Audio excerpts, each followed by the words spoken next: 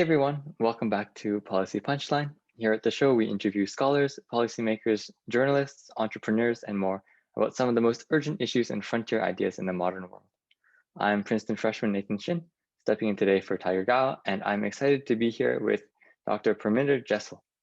Dr. Jassal has worked with companies in the Fortune 50 like the Ford Motor Company, Atlantic Richfield Company, and Lucent Technologies. After her work in these industries, she decided to focus on promoting positive culture shifts and combating inequities with an emphasis on education and the educational system. She became the founding executive director of the ACT Foundation in 2012 and was a program officer at the Bill and Melinda Gates Foundation. From 2017 to 2019, she led the Learn and Work Futures group at the Institute for the Future, as well as co-founded a few startups. And in 2018, she founded socialtech.ai. And we will get into much of this in just a bit. But first, I would like to introduce my co-host, Aditya Golapuri. This interview marks Policy Punchline's first collaboration with Envision. And just as I am the representative for Policy Punchline, Aditya is here from Envision. I'm Aditya, as Nathan mentioned. I'm a second year at Princeton, focusing on computer science, and I'm here from Envision.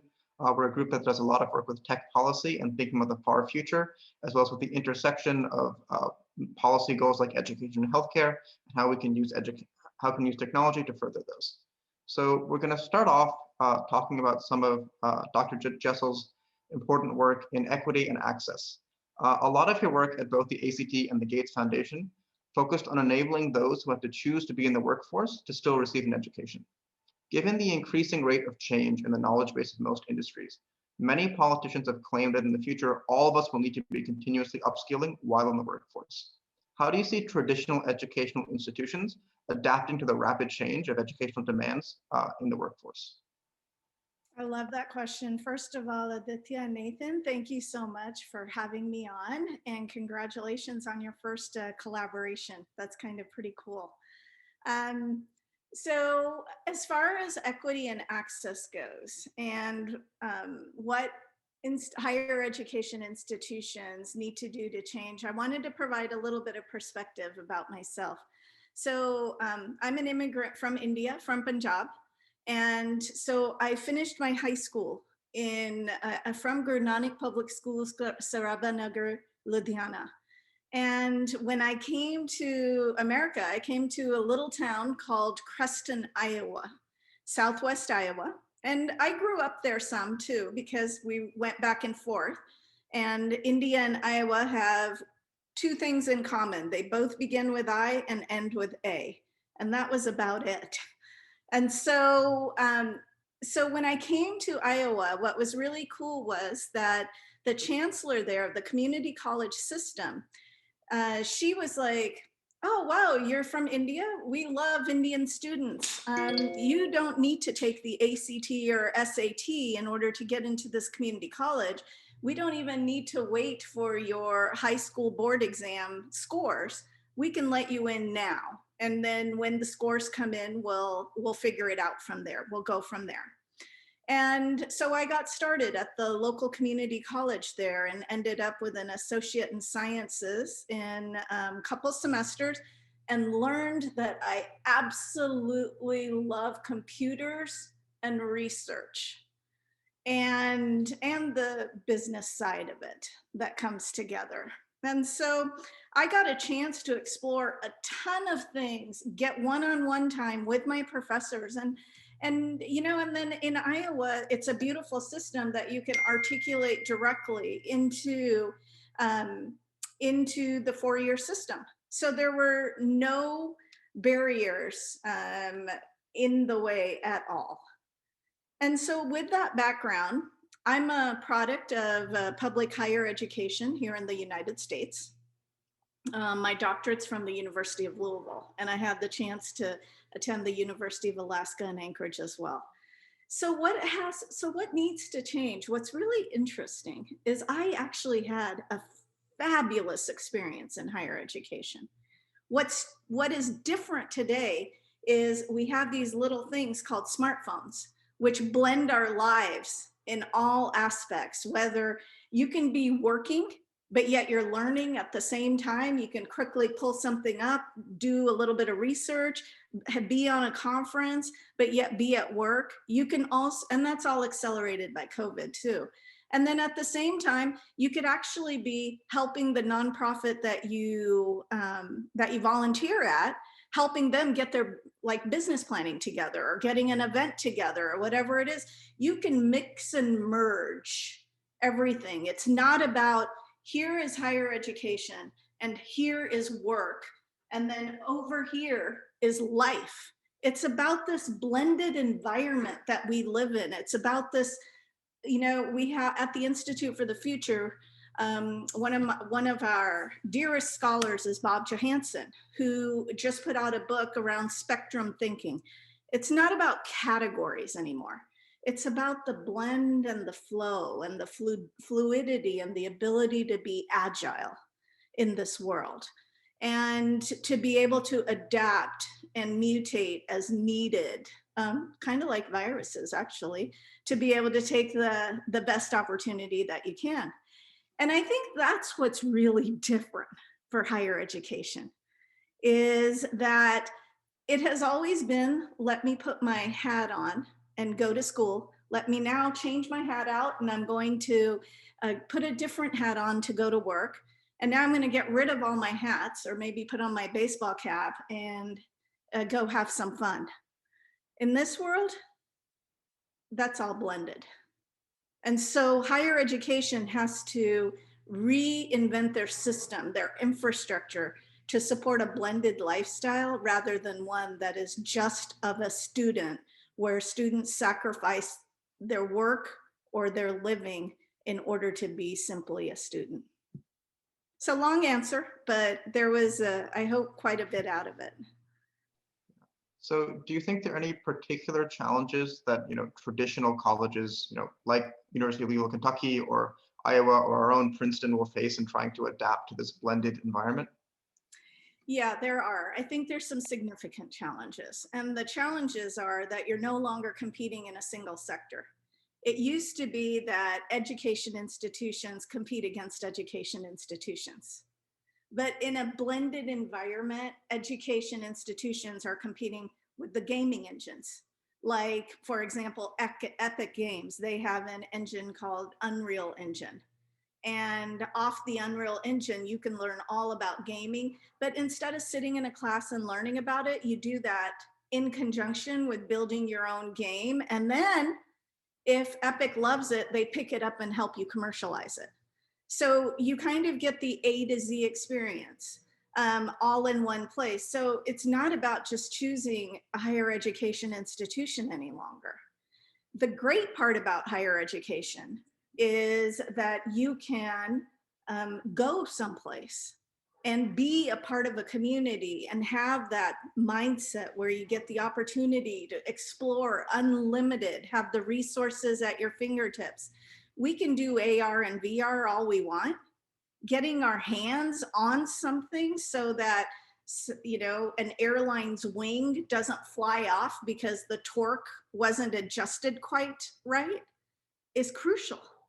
If you use a robot to conduct surgery, what happens when the power goes down and the UPS, the uninterruptible supply system, doesn't come back up just yet?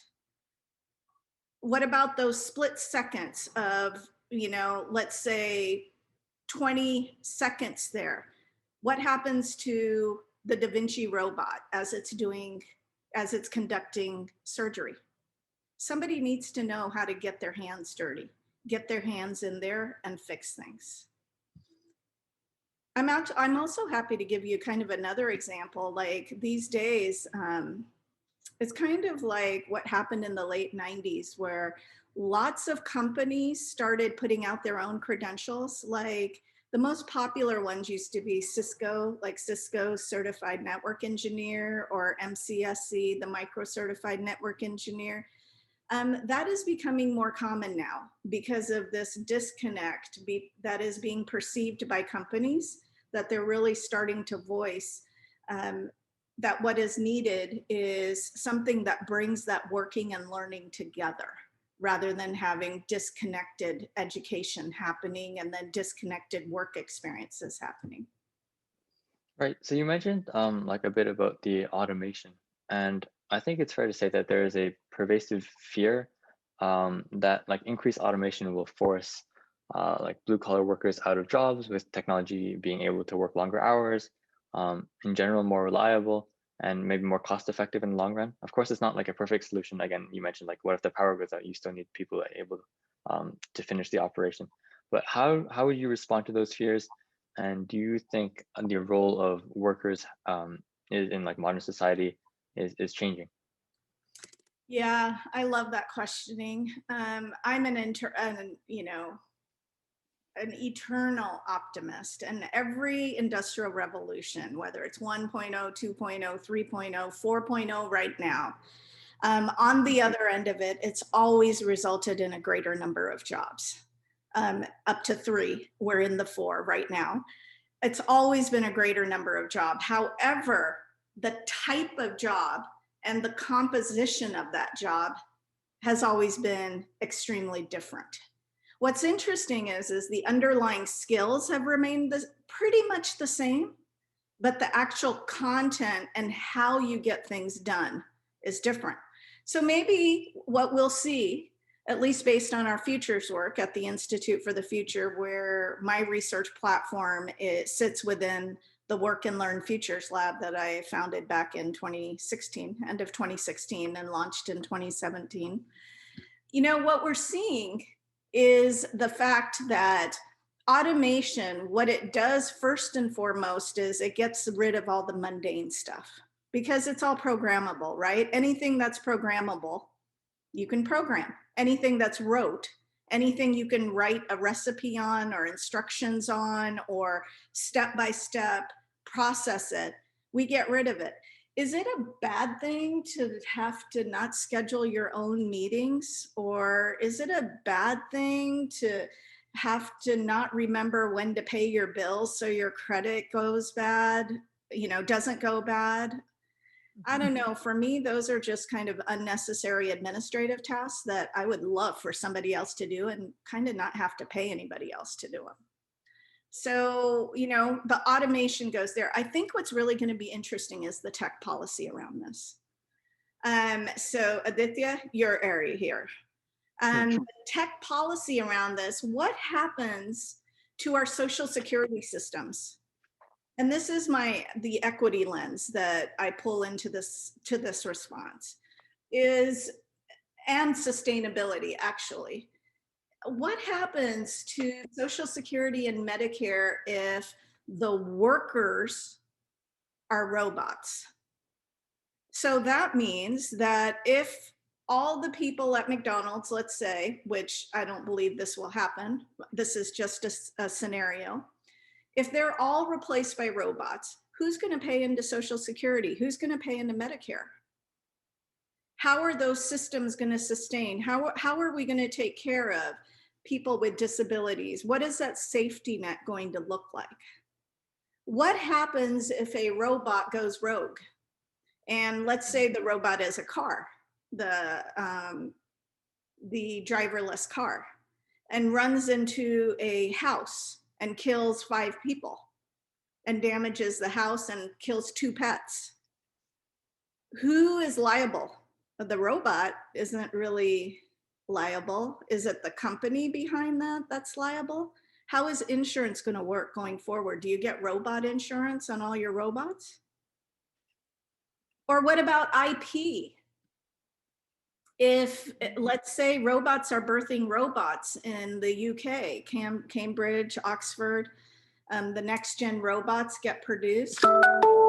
What happens if a robot actually invents a brand new process? Who owns that? Does it go in the robot's name, or does it go in the company's name, or Right. So do you think, sorry, go ahead. Yeah, go ahead. I was going to ask whether you think the limiting factor now would be more about the actual policy regarding these robots than like our technological capabilities per se. Pardon me, I'm sorry, I didn't quite get the. Whether like, do you think we have the like technological capabilities in order to create many of these robots, but the the thing that we stop and think about first is really the policy side. I really, really, really do. That's a keen insight there, Nathan. I think, there's a lot of initiatives out there, a lot of CEOs talking about AI for good. I think we really need to understand what that means, not just for people in the policy world, but people that are in kindergarten, so that they can make the right decision making, the right critical thinking frames that they need in order to make really good decisions that focus on the good of the world.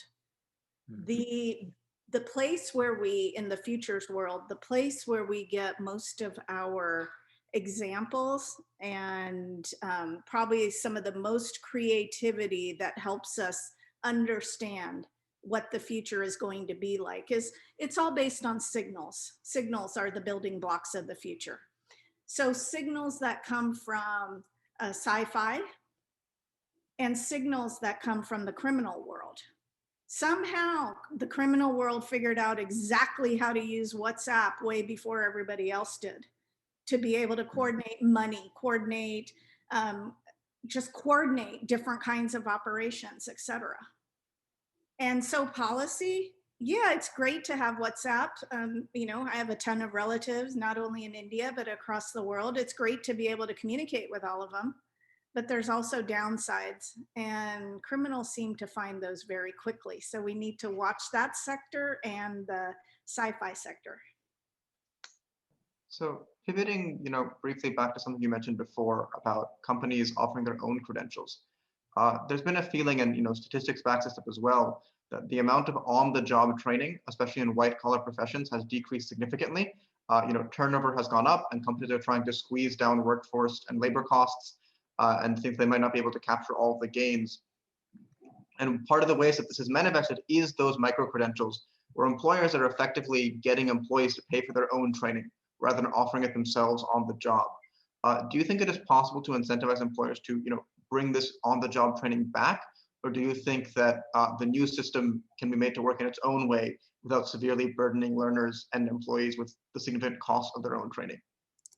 So I think to what you're asking there, Aditya, on-the-job training made a lot of sense when an individual was committed with one company for 30 years. I can't even imagine that these days. I mean, it wasn't even, I don't know, maybe it was possible in my career days, in my career, but I just can't even imagine that. And so when a company is invested in an employee for 30 years, it makes sense to spend money on the job training, no matter what it is, right? These days, employers seeing a worker, they're an employee for 25, 30 years, even 20 years is, I would say, probably the exception. And because of that, the on-the-job training, that equation needs to change. And that's what we're seeing is the change of that. So who owns this whole space of education, and how are we going to manage it going forward? What's really interesting is models already exist. So when you get into salaried employees, they get all the training they need. You go to conferences, you're sent to seminars, you do half-day retreats, you have mandatory training you have to take at the employer site, etc. But then when you get into smaller employers, they don't have those kinds of resources to be able to offer the time and the space that's needed. But I think they can work together.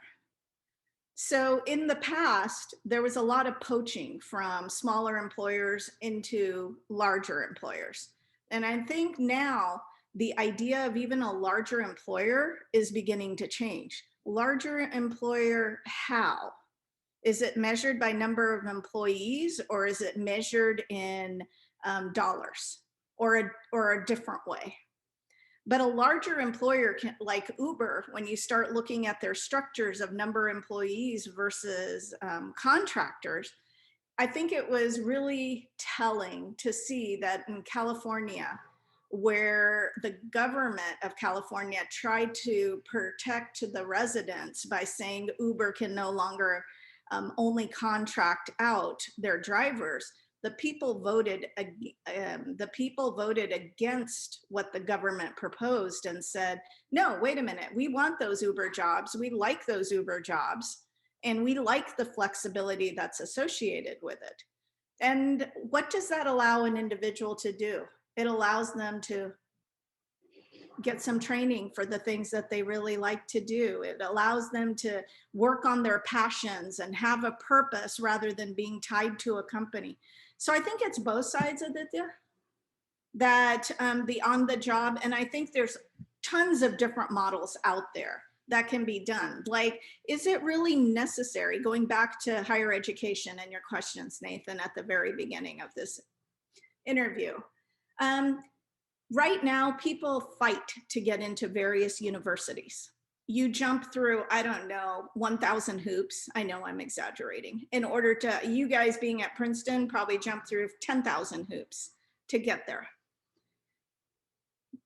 But how about the football players and the baseball players that get recruited to the university?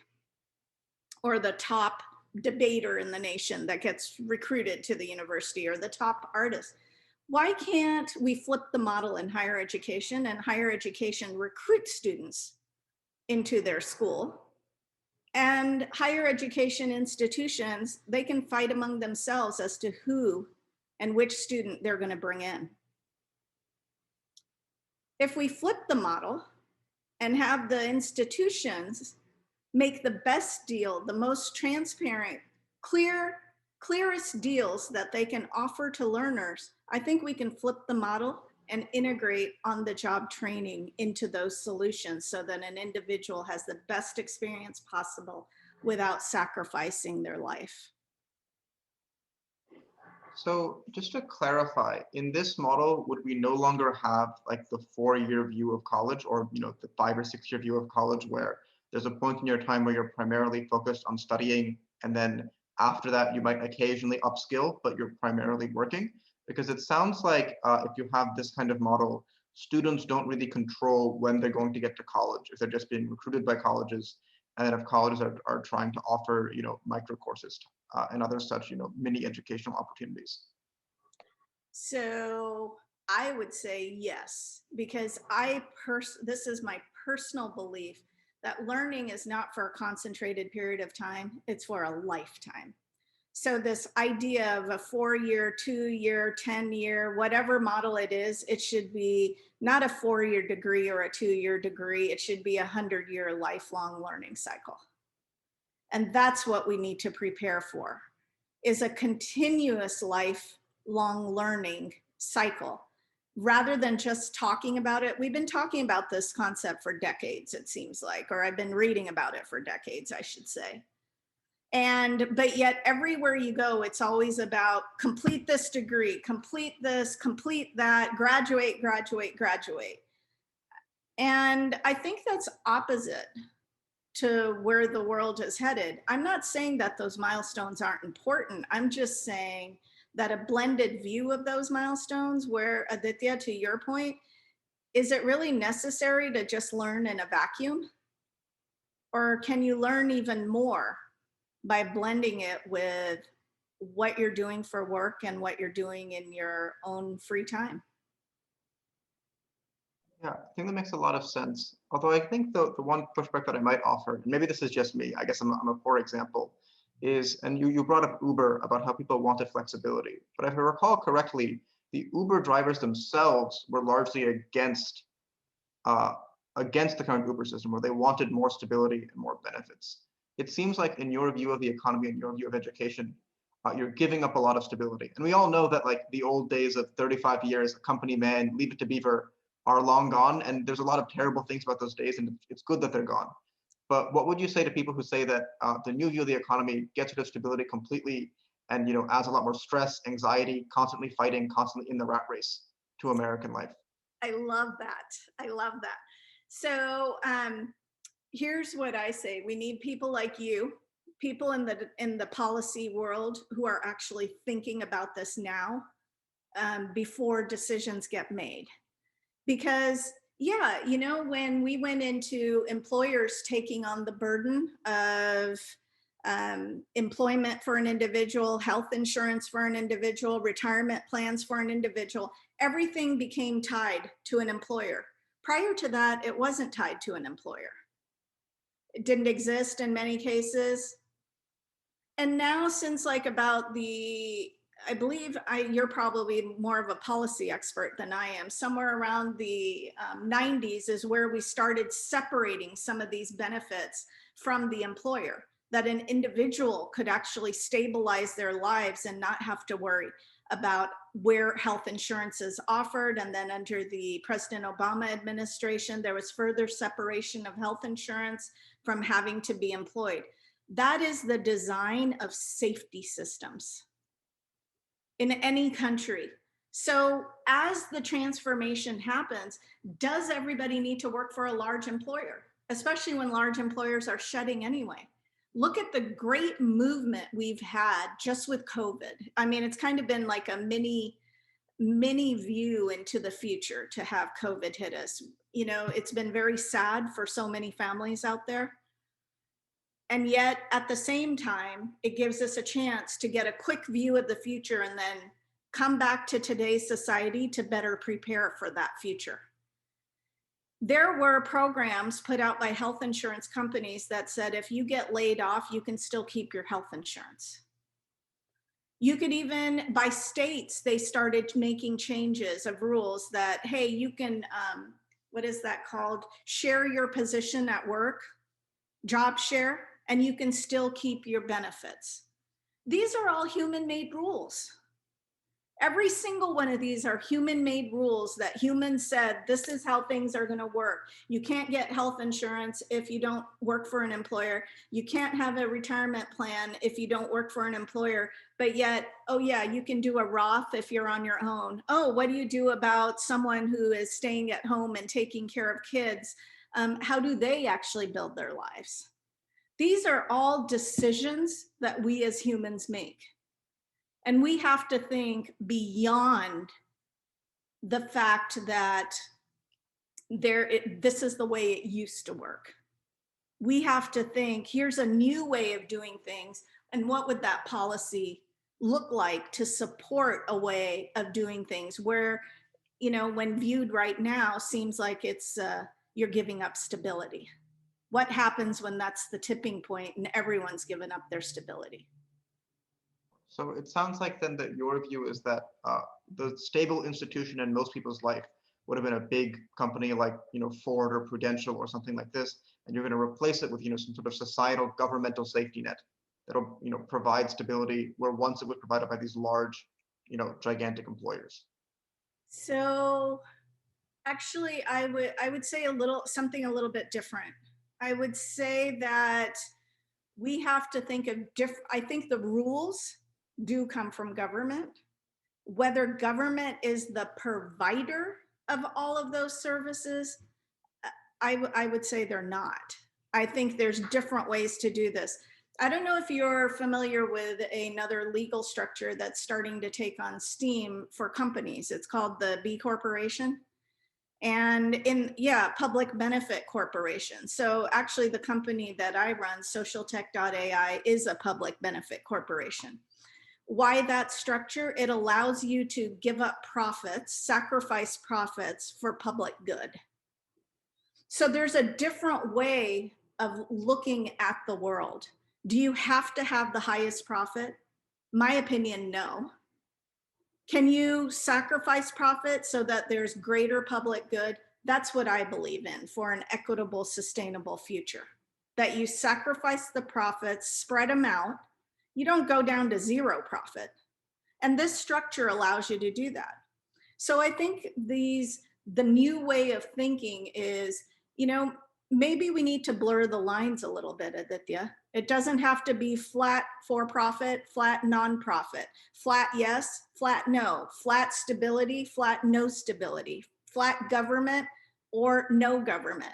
How about blending the lines to reflect our future that's more on a spectrum rather than categorical?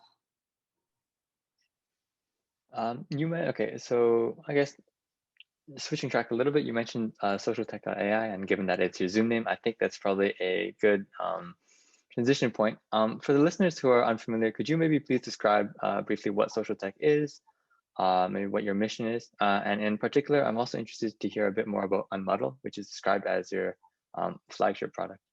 Sure. So socialtech.ai is a public benefit corporation. We're headquartered out of Austin. And it's two words put together, actually three words: social, which refers to social processes; tech, which refers to technology. My background's in fiber optics. And then AI, artificial intelligence. So the goal or the mission of the company is to use AI-driven technology that we create in order to nudge human behavior, transform our society into making good decisions that support an equitable and sustainable future. Our first product, our flagship product, is called unmetal.com, which is a marketplace founded and fueled by community colleges to connect learners and employers. And so the unmetal.com marketplace, the goal is to serve working learners and to help develop agile working learners. It's to bring this world of working and learning and living together for an individual in a way that works for them. So on unmetal.com, again, all services, all courses, all credentials, all space even is provided by community colleges, offered by community colleges across the US. Right now, community colleges, they operate as kind of independent units. In some states, there is a system, meaning all the colleges come together. That's far and few between. Operating as independent units, we already talked about this whole learning cycle for an individual, moving from the 2 or 4 year or micro credentials to a lifelong. We need lifelong systems in place where people can come in and jump back out. So being able to have a network, the Unmetal network of community colleges, imagine a working learner who can attend 3, 4, 5 community colleges simultaneously at any given time. A couple of them online, 2 or 3 of them in person, so that they can get the hands-on experience, they can meet other people, get that human piece, touch a wing, going back to my original example, touch a torch strand, pick it up, use the Da Vinci computer. But you don't need to be on campus all the time. Why couldn't you do it in a high flex mode where you learn what you need to online, but then you go into any campus across US in order to practice your skills, meet the professors, come together around a research project, or do what you need to? Why do you need to commit to something 4 years up front? Why can't you just pay as you go? And why Right. So, oh, sorry. Yeah. Go ahead. well, that's what Unmetal is. So that's kind of a quick bird's eye view of what it does for the learner. All the credits are transferable from one institution to another. So once you have taken 5, 6 courses and you say, you know what, I love that college, I love that professor, and I love that program. Now I'm going to redeem all my skills that I've already built. No games here.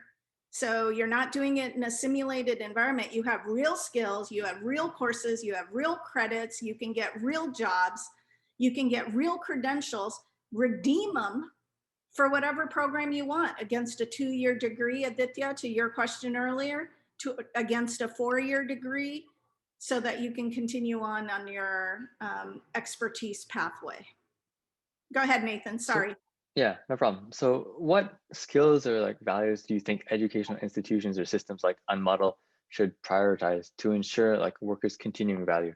Essentially, like what is the key aspect that future-proofs the students in order for them to be able to continue entering the workforce with no hesitations and no like problems, and for future like generations and many students down the line to continue gaining higher education and feeling confident that their time was well spent and well worth it? So I'm going to give you the most generic skill set first, which is the hardest one to develop. And that one is learning to learn. That's the foundation of all the skills. In our society, we've been spoon-fed information. You give a spoon to a kid and you ask, what's the spoon used for? They will say, to dig, to stand on so you can reach something higher. You could even hit your sister on the head with it. It's a good weapon. You give that spoon to you or me or somebody else, and that's even older, and they're going to say, it's to eat with. That's what you use it for, and here's how you use it. They've already figured out that that's what you use a spoon for. That's the intent. So we need to be like those 2 and 3 and 4-year-olds, where learning to learn is open, whether we do it together or whether we do it on our own. But building that foundation and being open to it, and understanding that there's a lot more out there than just simply what we're being told and spoon-fed by certain institutions, certain professors. Great to get their views, but we need to build our own intel around what's important to us and what is our passion and purpose going forward. So learning to learn. After that, skills get broken down, in my opinion, into different categories. You need a technical set, and then you need the professional set. So technical set, you need to know something, whether it's business, whether it's engineering, whether comp sci, whether it's policy, you need to know something. Do you need to know every single thing? In my opinion, hell no. You can go to Google, figure it out. Why would you spend your time reinventing everything? Or go to DuckDuckGo, go anywhere you want to go and figure it out rather than reinventing. So I think for the future, the spoon-fed piece is something we've got to get away from and start thinking in a very different way, allowing every individual the opportunity to future-proof themselves by being agile and developing that agility for individuals. Professional skills, everyone's got to know business. I mean, you have to know how to budget. You have to know, Aditya, to your point, as we're the stability portion of things, you have to understand how systems are changing. So systems thinking is crucial, whether you're working at McDonald's so that you can plan your budget properly, or if you're going to be a factory worker of the future as a low-level programmer or a rote programmer of some type. You need to understand that a factory worker of the past is still going to require a factory worker of the future. But what is that factory worker? And what does that factory look like? So being able to make those decisions on the fly are part of what future-proofs you for the future. I kind of wanted to dig into 2 parts of Unmuddled's model. The first thing was, you mentioned this idea of you'll take a couple courses from these 2 community colleges, a couple courses from these one, and then build them all together. In traditional higher education, there's almost a sort of forced monopoly where you're forced to take all of your classes, your history classes, your computer science classes, whatever, from the same school. And while I agree this has always seemed kind of silly to me, there is the issue of, it seems like a lot of higher ed's finances work on this model, that you essentially subsidize the more expensive, smaller classes by forcing people to take the cheaper, less expensive classes with you all at the same price, even though your big, massive Econ 100 class might only cost $800 per student to administer, but your small seminar French literature class might cost $3,000 per student to administer. If you succeed and create this true open marketplace of courses, won't that fundamentally break a lot of higher ed's finances and make some of these more niche courses radically more expensive? You're going to get me in trouble, Aditya. I think, I think you're absolutely right. And I guess I come back to, is it a bad thing? Is that needed? And isn't it a good thing if the learner has the flexibility they need rather than the institution having the flexibility they need? Shouldn't the systems for learning be built for the learner rather than for institutional power? Why should the learner have to be the one that's pulled between turf and turf because somebody wants to run something a certain way? Why can't the learner choose their path? Now there's protections needed. So I don't believe, just so that it's very, very clear, I don't believe in an open, unregulated marketplace, because it has to benefit the learner and it has to benefit society overall and the community. So it does need to be regulated in a way that allows for the learner to be able to succeed in good ways. What's really interesting is when we start looking at the cost mechanisms that support this, it's amazing how many scholarships there are out there, how much money there actually is out there to fund higher education. And and just even grandmas and grandpas and uncles and aunts who are like, hey, take this $1,000, use it towards college, use it towards school, use it towards bettering yourself.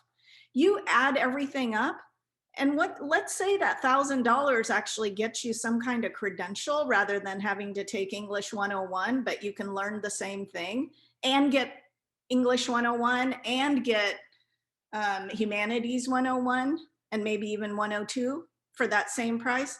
What's wrong with that? So yeah, I definitely think this sounds pretty idyllic, but I think one pushback that I've heard to this kind of model is the sort of pseudo monopoly that current colleges have. While it does insulate them from cost pressure, and this is a bad thing in the sense that learners have been forced to bear this ever increasing college education cost, it also means that there isn't some sort of downward quality pressure, where because they're somewhat insulated from financial issues, they can ensure high quality across the board, and they can ensure that classes that need to be expensive, like 12-person nursing clinicals or 15-person engineering labs that are definitely important to offer, aren't radically expensive. And this is good in the sense that it means your options remain open. If the intro business class with 200 people costs $400 and the intro nursing class with 12 people costs $5,000, there's an obvious pressure to produce more business people than nursing majors, which is maybe not what we want. Yeah, so I think the things that you're kind of bringing up, Aditya, from the policy perspective are the pieces that will need to be regulated. Quality, um, even cost up to a certain point, the labs and where they're built and how they're accessed, and then how higher education functions as far as their business model goes. Their business model right now, as public, if they're a public university, used to be funding comes from the states in order to fund those institutions, with some from federal level, and then tuition was a teeny piece of that.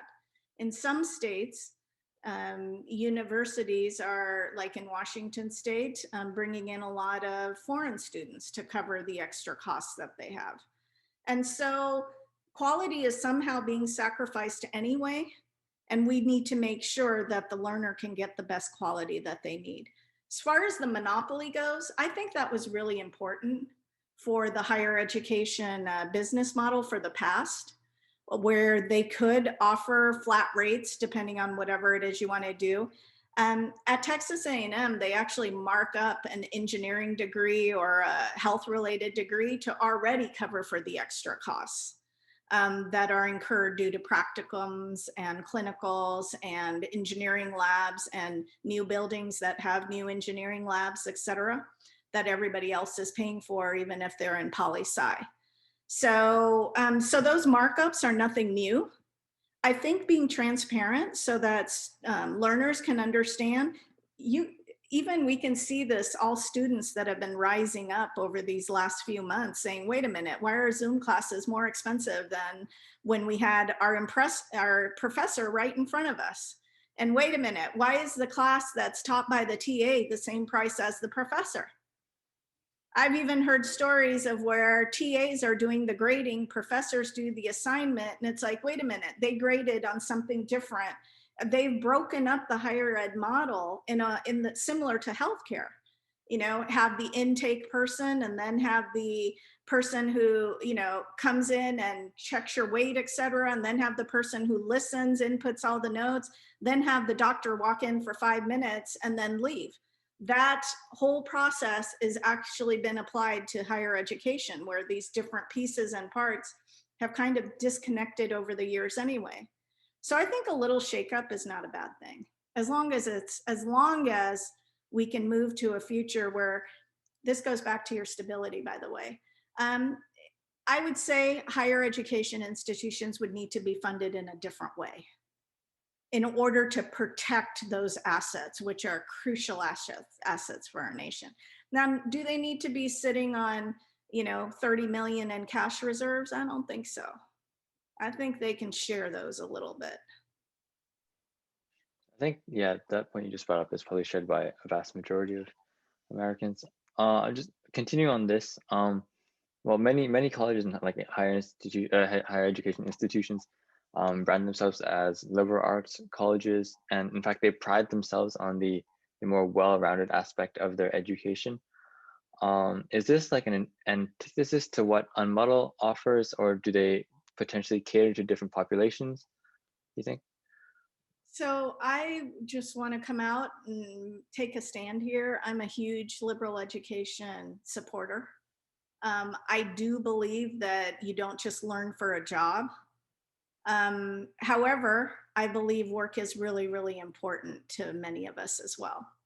And so, as a huge liberal education supporter, I believe you can take liberal education that supports your entire life, whether it's work, whether it's your passion, whether it's something else.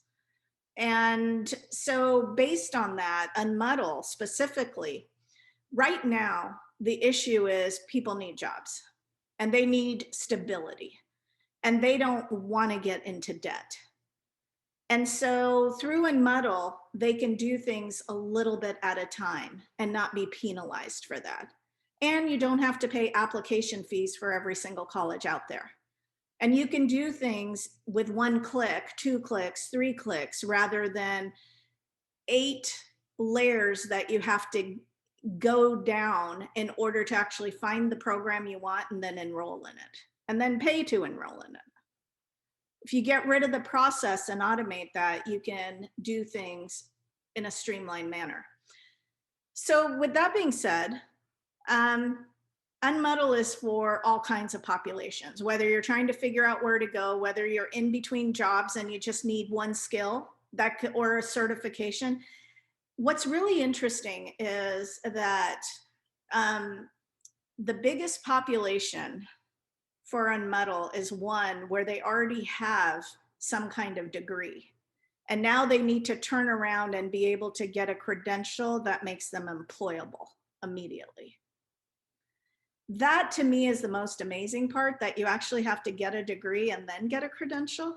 So pay twice. What if you flipped it and got your credential first so you could be employed, not go into debt while you get your degree? Maybe you'd have a little smoother life. And I think at times people need space. You need to escape. I mean, at least like my nephews and nieces, they're like, oh my God, let me get this last 3 semesters done so I can get out. I just want to skate by. Well, why feel that way? It's because you're mandated through a monopoly to complete your 4 years, or otherwise you don't get what you have been aiming for all along. But why couldn't you break up that 4 years amongst 7 years if you wanted, so that you can escape away when the time is right for you and spend a semester or a quarter or even just a course with others and thinking about the creativity that you need and building upon the theories that you need and the practice you need to kind of get you where you're going. Okay, yeah, that does make sense. I'm wondering, how about the people who don't really know what exactly they want to do in life though? So yeah. So that is where we have totally flipped the model, Nathan. So in Unmuddle, you don't have to commit to a 2-year program, 4-year program, nothing. You don't even have to commit to a credential. What you can do is to take disparate classes. Take one on geo-tracking, take one on Google certifications, take another one on for social media. Everything's for credit in some different ways. And these courses get you jobs. So you don't have to say, oh my God, how am I going to work and support this as I'm going through? And then when you figure out what you love, that's when you make the decision. When you love the school, you've already tried the school. Right now, you can't try a school. You can't go and check out Princeton for a while and go check out Brown or go check out Northeastern or Northwestern or whatever it is. You can if you're really rich. Yeah, I mean, you can drop everything, pick up and move, go experience something else. But if you don't have the resources, you pretty much lose all your credits. You lose your starting point, you lose your ending point, you lose everything. So for those, which is the majority of students in undergrad higher ed today, you don't have to make those decisions up front. You can still pick up your skills, get your credit, put it all together and redeem it when you're ready to say, I want to go to that college now that I know, and I want to put all of the effort towards that credential or degree. I think kind of on a similar question, because I definitely agree. It does sound like you can shop around a lot in Unmuddle and see what fits you. But one thing that is pretty core to a traditional college experience is the sort of macro guidance and advising structure, which definitely has its flaws, but can help direct you towards a productive use of your time.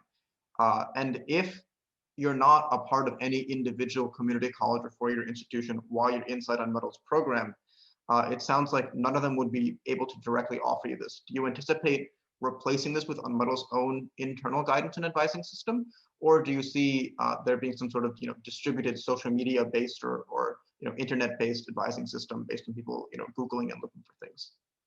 So the beauty of Unmuddle is it relies upon the synergy between community colleges and Unmuddle.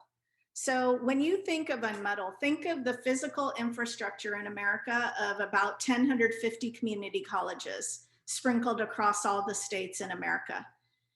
Now think of Unmuddle as a digital overlay with the community colleges. So we blend the physical infrastructure with a digital infrastructure.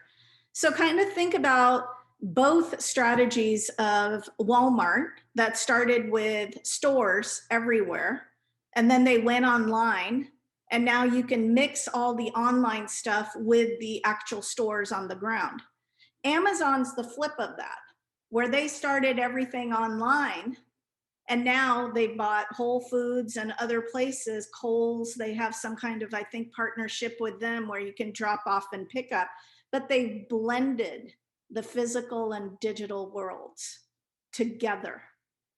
So in that scenario, Aditya, the advising function takes on many different strands. One is when you enroll in these courses, you actually do have access to the advisors on campus once you enroll, after you enroll. Prior to enrolling, Unmuddle has its own set that can be relied upon. So it's the synergy, all the general questions. You don't need a college for general questions. But once you get into, so Unmuddle, let me just go make it clearer. There's 4 things that are not yet, but that's coming. Right now, there's courses available on Unmuddle. Services are also going to be available on Unmuddle. If somebody wants an advising service from a specific college, they can call that up and have it served. There's space. Sometimes, like employers that have gone virtual, they just need a place to be able to interview. And they want the top 3 candidates from these 5 classes. A community college can shortlist that for them. Pull together those 15 candidates, or let's say 45, and bring them and have the interviews ready to go so that there's direct connect between the employer and that community college and that local space. Employers don't need to have these zillion-dollar buildings in a downtown someplace, because they can leverage that physical infrastructure that already exists. So when you start looking holistically at the kind of transformation that can take place, it's all in favor of learners to help guide them in the best way. And within Unmuddle, we have automated guiding as well that relates paths and shows you that if you were to take this course, and this will be ready by next week. If you take this course, you are this far along towards a credential or degree. if you go to college number 1. If you go to college number 5, you'll be this far along to a credential or degree. So it actually helps open your minds to different paths that are actually available out there that you wouldn't get if you declare a major and start working backwards from. So that dynamic future forward view is what we try to attain to for agility. That makes a lot of sense. And I wanted to kind of dig in a bit into the community college aspect, because Unmuddle is partnered, I believe, entirely with community colleges and some impressively large ones like Pima in New Mexico. And much of your marketing material also focuses on this connection. Most of the other people in the online learning spaces, like Coursera and edX, are working with big name private schools, or there are programs like Outlier.org, which you may have heard of, which are trying to offer 4 credit classes, but a very small number of tightly curated ones, and associated with the University of Pittsburgh. What motivated you to go with the community college model rather than the 4-year public like Outlier did, or the big name privates like Coursera and edX did? So the mission of socialtech.ai is helping developing agile individuals for an equitable, sustainable future. And when I think of equity, immediately community colleges jump to mind. And community colleges reach out into rural areas, into urban areas, and provide services that are localized to their populations. But yet, programming like the cybersecurity warfare range at Pima Community College, by the way, Lee Lambert is the chair of the Unmuddle Steering Council, and Tracy Hartzler from Central New Mexico out of Albuquerque is the chair-elect.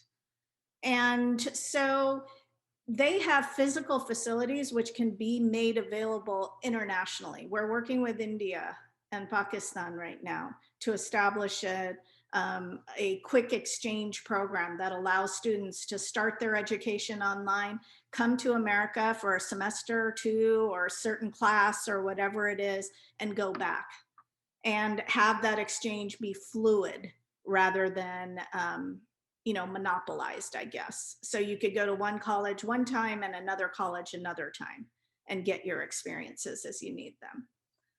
And so when I think of that equitable, sustainable future, I feel like we need to reach to more than just the big name cities and the wealthy communities. I feel like we need to be across the nation and make these opportunities for good jobs, for good lives, for good citizenship across our nation. So in that case, it's a very brief follow-up. Do you see Unmuddle continuing to only partner with community colleges in the future, to focus on that equity and distributed mission, or do you see the potential for state 4 years and private colleges being included to the list, further into the future when Unmuddle is more established? So I don't really know what the future holds here, Aditya, but I do know this. We are in support of community colleges right now. And that's what we want to see, is that infrastructure strengthened beyond any time of its existence, of its over 100-year existence.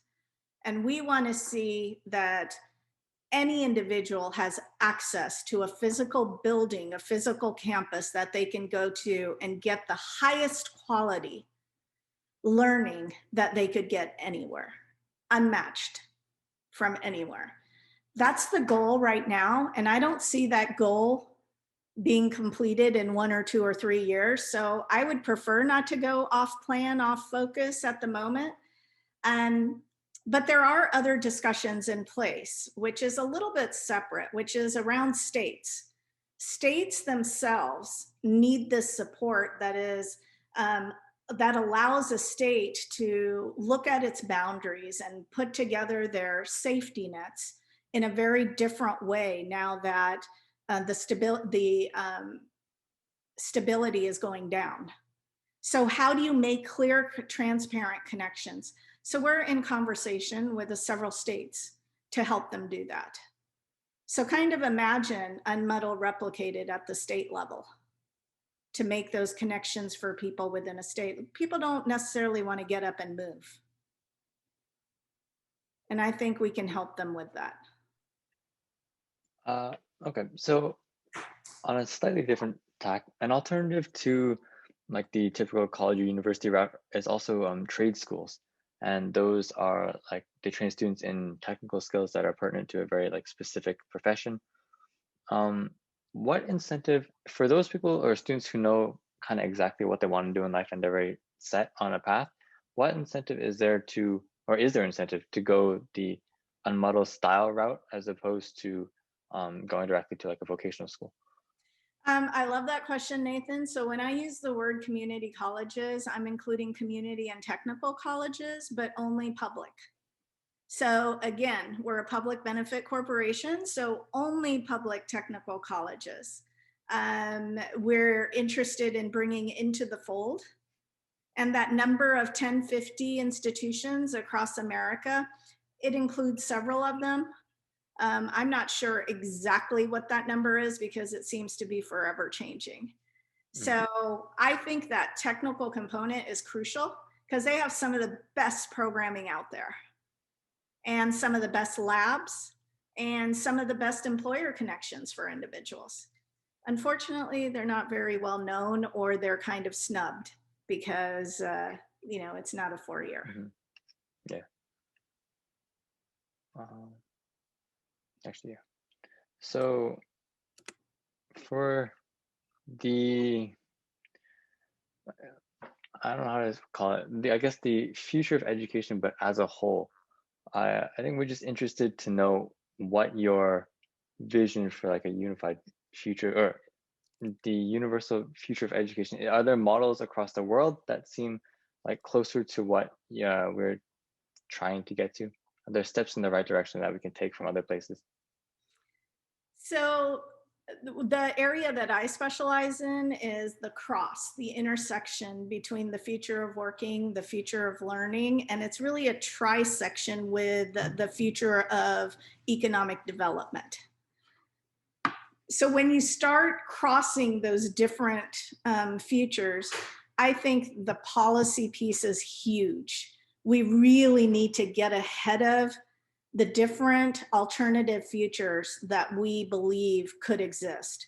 So there's the Millennium Project out there, which has laid out 3 alternative futures where futurists came together and we all inputted into what we think those 3 different scenarios could look like, what those 3 different alternative futures can look like.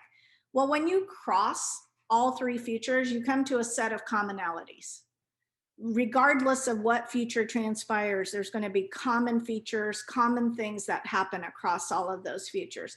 That's where policy can jump ahead, can leap way ahead and help us get through the transformation so that we don't lose our ground, so we don't feel unstable as we go through this.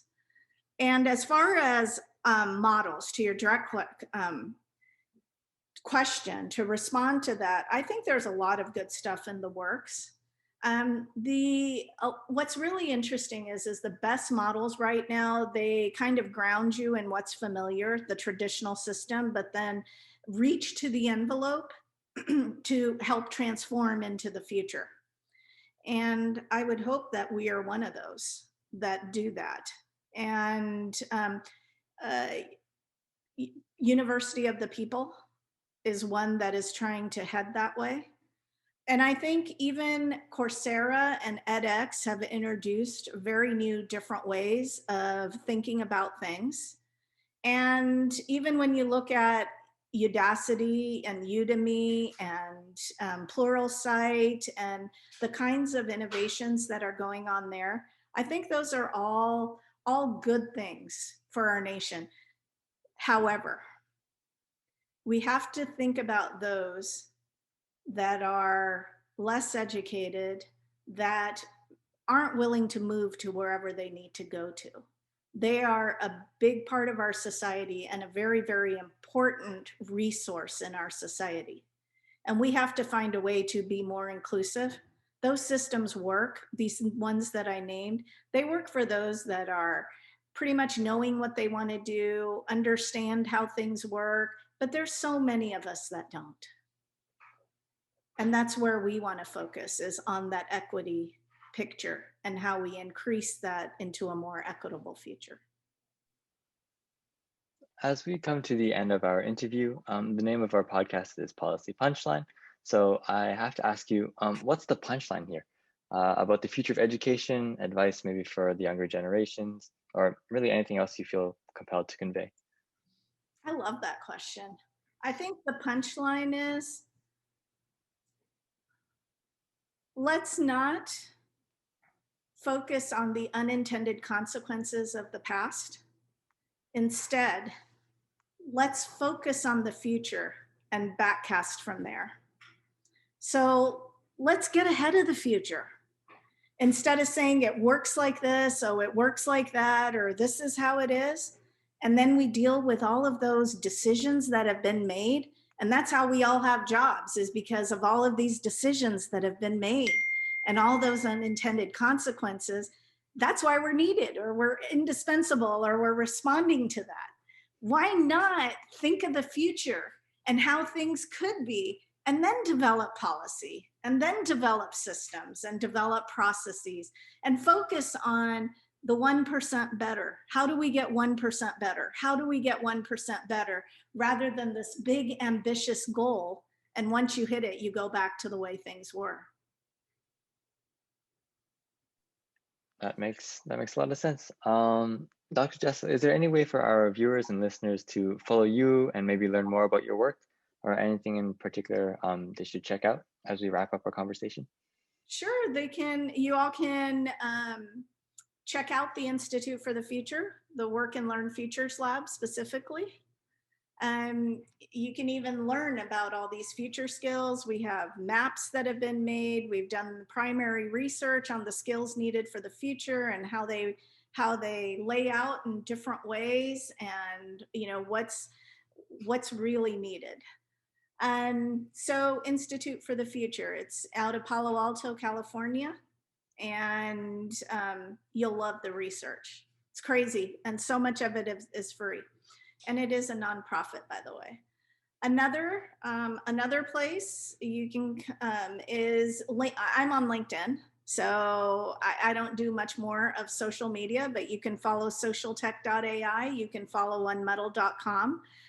We have YouTube channels up as well that describe how Unmuddled works. And yeah, so we're out there.